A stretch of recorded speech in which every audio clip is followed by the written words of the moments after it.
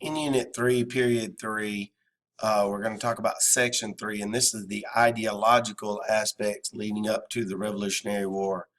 The first one was a pamphlet written in January of 1776 by a American named Thomas Paine.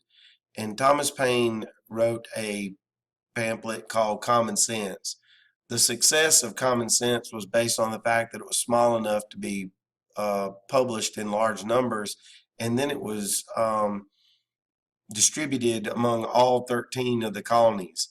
The genius behind Common Sense was Thomas Paine's use of common language and putting it in a way that even the most ignorant of American colonists could understand. This is an original manuscript of the pamphlet. It's found in a museum.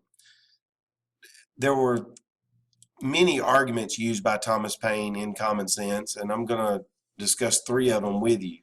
The first one is that there's no way that a country 3,000 miles away should be able to control another country. It's just too far in distance. The second argument is that there's no way that an island should rule a continent.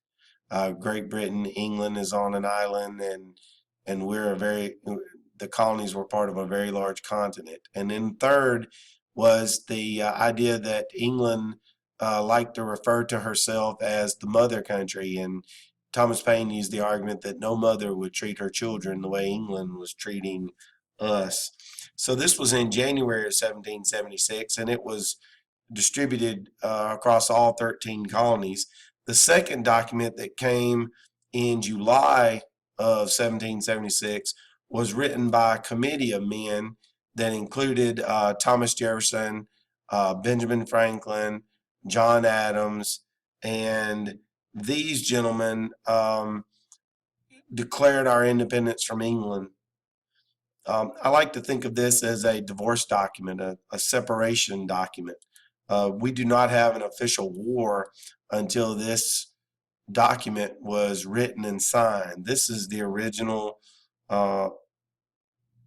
copy, or a picture of the original copy of the Declaration of Independence.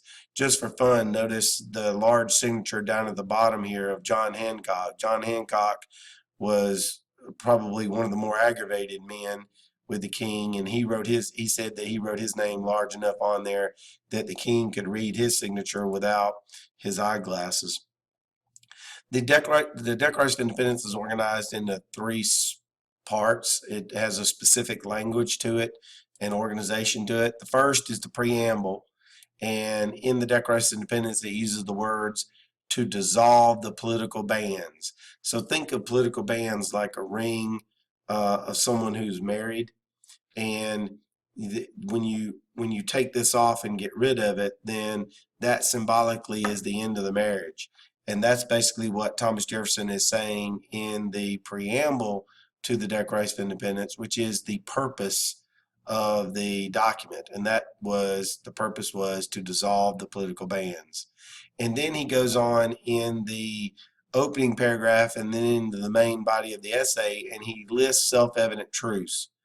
For instance, he copied from English philosopher named John Locke the ideas of what Jefferson called unalienable rights, life, liberty, and the pursuit of happiness. These are truths that are universal. These are truths to every man. But then he went further in the main body of his essay, and he listed specific acts that the king had brought upon the colonists. For instance, in the outline here, you can see that he blamed the king for plundering our seas, which means taking his ships and impressing or confiscating our materials off our ships without our permission. And then in the concluding paragraph, which is very important to have the actual divorce, is the specific words of these colonies are and of a right ought to be free and independent states. You can see it listed here in the outline. And what this is beyond a shadow of a doubt, we are done with you, England. We want our independence. So the main author of the Declaration of Independence, he was part of a committee that wrote it, but he was the main writer of the Declaration of Independence, was Thomas Jefferson. And his biggest influence upon this writing was an English philosopher named John Locke. And John Locke called his self-evident truths, his liberties, he that everyone shares, he called them natural rights. And they were listed as life, liberty, and property.